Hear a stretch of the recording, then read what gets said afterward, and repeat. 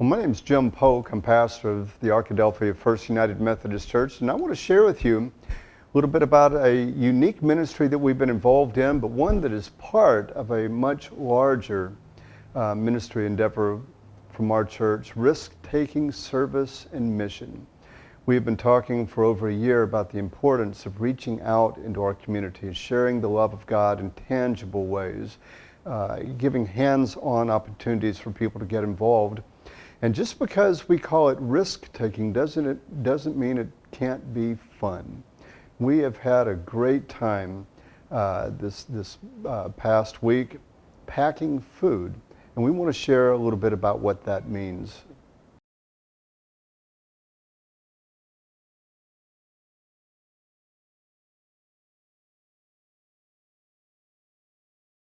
Oh, it was great. It seemed like the whole thing was joy and just having a good time, and the person who directed it was so, just seemed like he was getting joy in doing it, so we were too, and it was just a fun experience. It was fun. It was it was fun. It was just fun. The music was playing. It was just a real party atmosphere. It was called a packing party, and everybody was just knew they were doing something for a good purpose, and it was just fun. They would ring the gong when we made a certain, I don't know if it was every 1,000 or every 1,000 bags were done, and they'd ring the gong. We'd all celebrate and woohoo. And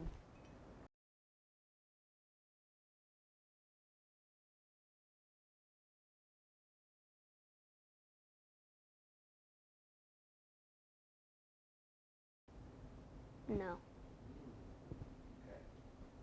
No, and that was the other thing, because I happened, in my group of 5, there was a young family, and they had a little boy, 5 years old, Connor, and he stood on a chair and put in the dried vegetables, and here is me, that I'm old enough to be his great-grandmother. And then we had Annabeth, who was 11, and that was the other thing. In our little runners, the ones that took our packages when we got them finished, were children in our church, and I thought it was wonderful. And the kids, it was neat that everybody was involved, from little kids to, elderly in the church. Anybody that could stand there and do a tiny job.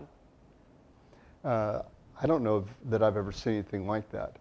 It was a great deal of fun to watch them dancing to the music together, shouting together, to watching the littlest children scoop maybe a tablespoon of this. That was their job, but it was an important part of the total package to have everybody come together for the same reason.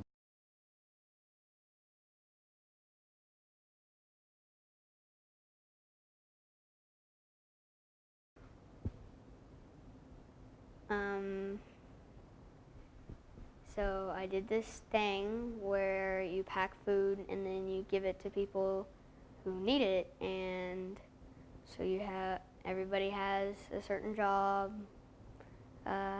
boxer, runner,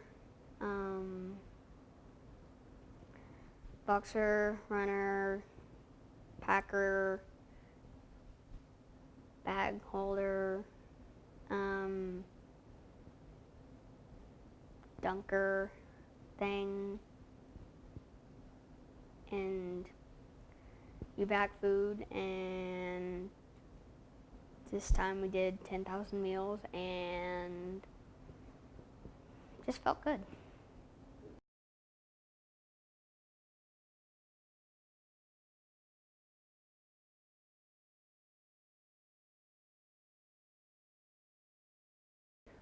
Yes, tomorrow. Oh, definitely. Oh yeah. Oh yes. The question is, when will you do it again? It'll happen again. This was too much fun. It's too easy, and I firmly believe that the next time it's going to be bigger than this. Well, the 200,000 Reason campaign that our conference is doing is primarily focused on childhood hunger issues.